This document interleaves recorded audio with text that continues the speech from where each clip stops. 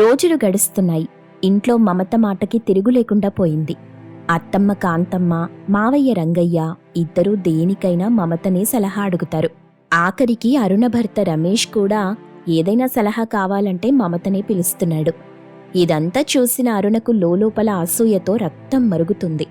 తనొక మహారాణిలా ఏలుదామనుకున్న ఇంట్లో ఇప్పుడు మమత రాజ్యమేలుతుంది. దీనికి ఏదో ఒక పరిష్కారం ఆలోచించాలని అరుణ కోపంగా పుట్టింటికి బయలుదేరింది. ఇంటికి వెళ్లగానే తలుపులు బాదుతూ లోపలికి వెళ్లి అమ్మానాన్నల మీద కేకలు వేయటం మొదలెట్టింది. అంతా మీ వల్లే జరిగింది నాన్నా. ఆ మమతని ఆ ఇంటికి పంపి నా నెత్తిన నిప్పులు పోశారు. ఇప్పుడు ఇంట్లో నా మాట ఎవ్వరూ వినట్లేదు. ఆఖరికి నా భర్త కూడా తననే పొగుడుతున్నాడు. ఇదంతా చూస్తూ నేనెలా భరించాలి? శంకరయ్య అరుణ వైపు విసుగ్గా చూస్తూ, అరుణా, నీకు ముందే చెప్పాను కదా, ఒకే చోట ఇద్దరు అక్క చెల్లెళ్ళు ఉండకూడదని. అప్పుడు నా మాట విన్నావా? లేదుగా. ఇప్పుడు అనుభవించు. తనే ఇంటి కోడలుగా కావాలని పట్టుబట్టింది నువ్వు. ప్లాన్లు వేసి పెళ్లి సంబంధాలు చెడగొట్టింది నువ్వే. మరిప్పుడు తనక్కడ తెలివిగా ఉంటే తప్పు తనదా లేక నీదా? శాంతమ్మ కూడా తన భర్త మాటకి వంతపాడింది. అవునరునా, మమత మొదటి నుండి పద్ధతి గల పిల్ల. తనందరి మనసు గెలుచుకుంటుంది. నువ్వు మాత్రం ఎప్పుడూ పెత్తనం గురించే ఆలోచిస్తావు. ఇప్పుడు ఆ పిల్ల తెలివి ముందు నీ ఆటలు సాగటం లేదా? తల్లిదండ్రుల మాటలు విన్న అరుణకి కోపం కట్టలు తెంచుకుంది. కళ్ళెర్రబడ్డాయి. అయితే మీ కూతురు గురించి మీరు పట్టించుకోకండి. తను మీకంత గొప్పగా కనిపిస్తుంది కదా. కాని ఒక్కటి గుర్తుంచుకోండి, తొందరలోనే తనని నేనక్కడి నుండి అంతం చేస్తాను. చంపటం కాదు, అందరూ తనని చీదరించుకొని ఇంటి నుండి గెంటేసేలా చేస్తాను. ఆ ఇంట్లో తన పేరు వింటేనే అసహ్యం వేసేలా చేస్తాను. నా పంతమేంటో తొందరలోనే చూపిస్తాను. అరుణ కోపంతో ఊగిపోతూ అక్కడి నుండి వేగంగా వెళ్ళిపోయింది. ఆమె మాటలు విని శంకరయ్య, శాంతమ్మ భయంతో వణికిపోయారు. అరుణ ఎంతటి నీచానికైనా ఒడిగడుతుందని వాళ్లకి తెలుసు. అరుణ వెళ్లిపోయిన వెంటనే శంకరయ్య తన ఫోన్ తీసి కంగారుగా మమతకి ఫోన్ చేశాడు. అటువైపు మమత, ఏంటి నాన్నా ఈ సమయంలో ఫోన్ చేశారు? అంతా బావున్నారా? మమత, జాగ్రత్తమ్మా. ఇప్పుడే అరుణ ఇక్కడికొచ్చి నీ మీద విపరీతమైన పగతో వెళ్ళింది. నిన్నేదో ఒక నింద వేసి ఇంటి నుండి బయటకి పంపాలని చూస్తుంది. తన ప్లాన్లు చాలా దారుణంగా ఉంటాయి, తెలుసుగా. నువ్వు చాలా జాగ్రత్తగా ఉండాలి తల్లి. ఎవరిని నమ్మాలో ఎవరిని నమ్మకూడదో ఆలోచించుకో. మమత ఫోన్లో తండ్రి మాటలు వింటూనే ఉంది. కాని ఆమె ముఖంలో భయం లేదు, ఒక స్థిరమైన నిశ్చయం కనిపించింది. సరే నాన్నా, మీరు దిగులు పడకండి. అక్క ఏం చేస్తుందో నాకు తెలుసు. తను తీసిన గోతిలో తనే పడుతుంది. నేను చూసుకుంటాను, మీరు జాగ్రత్త. ఫోన్ పెట్టేసిన మమత గుమ్మం వైపు చూసింది. అరుణ అప్పుడే ఇంటి లోపలికి అడుగుపెట్టింది. అరుణ పుట్టింటి నుండి రాగానే గొడవ మొదలెట్టింది. అప్పుడే పక్కనే ఉన్న గదిలో అత్తగారు కాంతమ్మ చాటుగా నిలబడి వీళ్ల మాటలు వినటం మొదలెట్టారు. నీకెంత ధైర్యం మమత? నా భర్తని, అత్తగారిని నాకు కాకుండా నీ మాటలతో బుట్టలో వేసుకుంటావా? నా పంతమేంటో తొందరలోనే చూపిస్తాను. మమత నవ్వుతూ అరుణ దగ్గరికెళ్ళింది. అక్కా, ఇంతలా ఎందుకు కంగారు పడుతున్నావు? అసలు ఈరోజు నువ్వింతలా రగిలిపోవడానికి కారణమేంటి? మర్చిపోయావా? నువ్వే కదా వంశీతో నేనున్నట్టుగా ఫోటోలు సృష్టించి ఆ ఫోటోలు నాన్నకి చూపించి నా పెళ్లి చెడగొట్టి నన్ను ఇంటి కోడలిగా ఇక్కడిదాకా తీసుకొచ్చావు. మరి ఇప్పుడెందుకు బాధపడుతున్నావు? నువ్వు పన్నిన కుట్రల ఫలితాన్ని నువ్వే అనుభవించు అని అంది.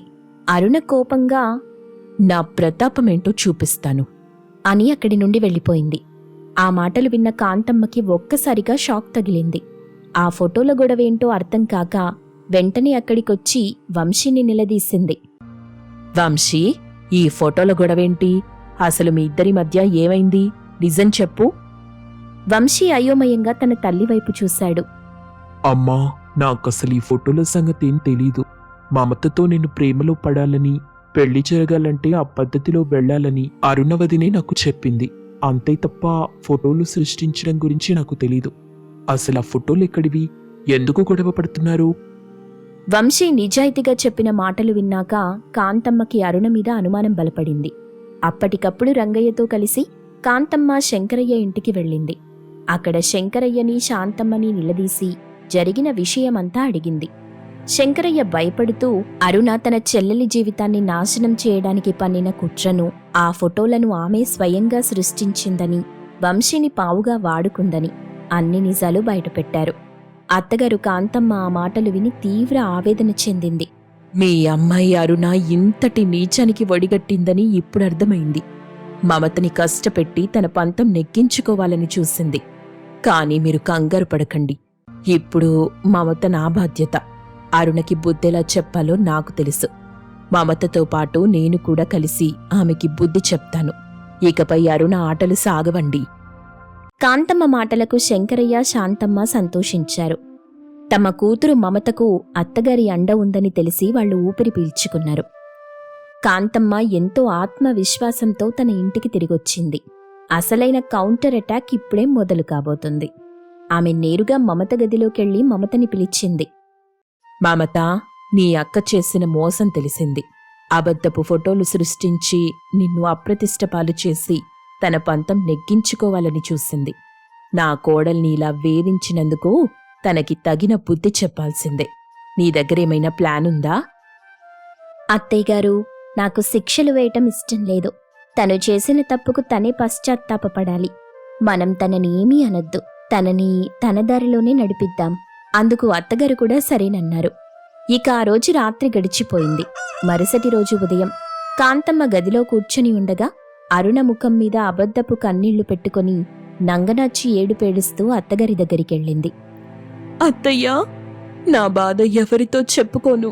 నా సొంత చెల్లెలే కదా అని ప్రేమతో ఈ ఇంటి కోడల్ని చేస్తే ఇప్పుడు అదెంత మాట అంటుందో తెలుసా? కాంతమ్మకి అరుణ వేస్తున్న వేషమేంటో అర్థమైపోయింది. ఆమె నిజస్వరూపమేంటో మొన్నే బయటపడింది కదా. అందుకే అరుణని ఇంకాస్త రెచ్చగొట్టి నిజం కక్కించాలని కాంతమ్మ కూడా నాటకం మొదలెట్టింది. ఏవైందరుణా? ఎందుకమ్మా అలా ఏడుస్తున్నావు? మమతేమైనా అందా? అనడమేంటత్తయ్యా, తనకసలు ఈ ఉమ్మడి కుటుంబంలో ఉండటం ఇష్టమే లేదంట. మనందరం కలిసి ఉండటం తనకి నరకంలా ఉందంట. విడిపోతే మంచిదని నాతో వాదిస్తుంది. అంతటితో ఆగితే పర్వాలేదు, కానీ మిమ్మల్ని, మావయ్య గారిని ఏదైనా వృద్ధాశ్రమంలో వదిలేసొద్దామని చెప్తుంది నా దగ్గర. ఆ మాట వినగానే నా గుండె తరుక్కుపోయిందత్తయ్యా. పుట్టినప్పటి నుండి చూస్తున్నా. నా చెల్లెలేనా ఇలా మాట్లాడుతుందని నాకు భయమేస్తుంది. అరుణ మాటలు విని కాంతమ్మ మనసులో నవ్వుకుంది. మమత లాంటి పద్ధతి గల పిల్ల ఇలాంటి మాటలంటుందని అత్తగారికి అస్సలు నమ్మకం లేదు. కాని అరుణని ఆట పట్టించడానికి తను కూడా నాటకమాడింది. వామ్మో, మమత చూడ్డానికి అంత అమాయకంగా కనిపిస్తుంది గాని తన మనసులో ఇంత విషయం దాచుకుందా? ఛీ, తను మంచిదనుకున్నా, కాని ఇంత నీచమైన ఆలోచనలు చేస్తుందని నేను అస్సలు ఊహించలేదు అరుణ. అరుణ అత్తగారి మాటలు విని తన ప్లాన్ సక్సెస్ అయిందని మనసులో సంబరపడింది. అవునత్తయ్యా, మీకు చెప్పకుండా దాచలేక చెప్తున్నాను. మీరు జాగ్రత్తగా ఉండాలి. సరేలే, తనేమేం ప్లాన్లు వేస్తుందో కూడా నేను చూస్తాను. మమ్మల్ని ఆశ్రమానికి పంపించాలనుకుంటుందా? తన సంగతి తేలుస్తాను. తనేం చేస్తుందో ఇప్పుడు నేను కూడా ఒక కంట కనిపెడతాను. కాంతమ్మ గంభీరంగా ముఖం పెట్టి అక్కడి నుండి వెళ్ళిపోయింది. అరుణ మనసులో మాత్రం నవ్వుకుంటూ, ఇప్పుడు చూడు మమత, అత్తయ్య నిన్నెలా బయటకి గెంటేస్తుందో అంటూ మురిసిపోయింది. కాంతమ్మ గదిలో నుండి బయటకొచ్చి హాల్లో సోఫాలో కూర్చొని గంభీరంగా ఆలోచిస్తున్నట్టు నటించింది. అరుణ లోపల సంబరపడుతూ అత్తయ్యగారు మమతని తిట్టడానికి సిద్ధమవుతున్నారని అనుకుంది. కాంతమ్మ వెంటనే మమతని, అరుణని ఇద్దరినీ హాల్లోకి పిలిచింది. మమత, అరుణ ఇప్పుడే నా దగ్గరికొచ్చి ఒక విషయం చెప్పింది. నువ్వు మమ్మల్ని వృద్ధాశ్రమానికి పంపాలని అనుకుంటున్నావంటగా, నిజమేనా? మమత ఏమీ మాట్లాడకుండా అత్తగారి వైపు చూసింది. అత్తగారు కంటితో సైగ చేయగానే మమతకి ప్లాన్ అర్థమైపోయింది. అవునత్తయ్యగారు, నిజమే. నేను అరుణక్కతో ఆ మాట అన్నాను. మమత నోటి నుండి ఆ మాట రాగానే అరుణకి ఒక్కసారిగా షాక్ తగిలింది. అసలు తను అబద్ధం చెప్తే మమతేంటి నిజమని ఒప్పుకుంటుంది అన్న భయం మొదలైంది. కాని ఆనందంలో తనేం మాట్లాడుతుందో అరుణకి అర్థం కాలేదు. చూసారా అత్తయ్య గారు, తనే ఒప్పుకుంటుంది. నేను అబద్ధం చెప్పలేదు కదా. అవునరుణ, మమత నిజాయితీగా ఒప్పుకుంది. అయితే మమత ఇంకో మాట కూడా చెప్పింది. తనొక్కతే ఆ నిర్ణయం తీసుకోలేదంట. నువ్వు కూడా తనకి తోడుగా ఉంటానని, మావయ్య గారిని ఆశ్రమంలో వదిలేశాక ఈ ఇల్లంతా నీకే వస్తుందని ప్లాన్ కూడా వేశావని చెప్పింది. మరి అది కూడా నిజమేనా అరుణ? కాంతమ్మ వేసిన ఎత్తుగడకు అరుణ ఒక్కసారిగా కంగారు పడింది. అబ్బే లేదత్తయ్య గారు, తనన్నీ అబద్ధాలు చెప్తుంది. అసలు నేను తనతో నిన్న మాట్లాడనే లేదు. మేమిద్దరం గొడవ పడినప్పటి నుండి ఇప్పటి వరకు కనీసం ముఖం కూడా చూసుకోవట్లేదు. తను కావాలని నా మీద లేనిపోని నిందలేస్తుంది. కాంతమ్మ ముఖంలో ఇప్పుడొక వింతైన నవ్వు కనిపిస్తుంది. అంటే ఏంటరునా? ఇప్పుడు నాకు అసలు విషయం అర్థమైంది. నిన్నటి నుండి మీ ఇద్దరూ మాట్లాడుకోకుండా ఉంటే మరి తను నిన్న రాత్రి నీతో ఆశ్రమం గురించి చెప్పిందని నా దగ్గరెందుకు అబద్ధం చెప్పావు? అంటే మమతని చెడు చేయడానికి నువ్వే ఇదంతా సృష్టించావా?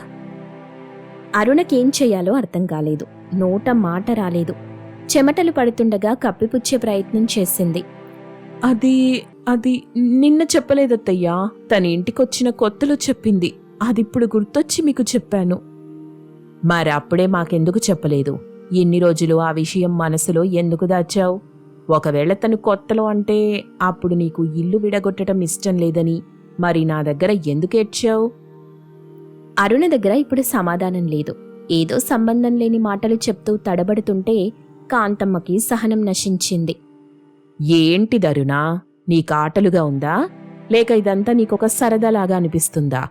నీ మనసులో ఉన్న కుళ్ళును మమత మీద నెట్టేసి తననింటి నుండి పంపించాలని చూస్తున్నావు కదా?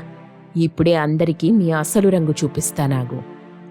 కాంతమ్మ గట్టిగా కేకలు వేసి ఇంట్లో ఉన్న మగవాళ్లందరినీ పిలిచింది.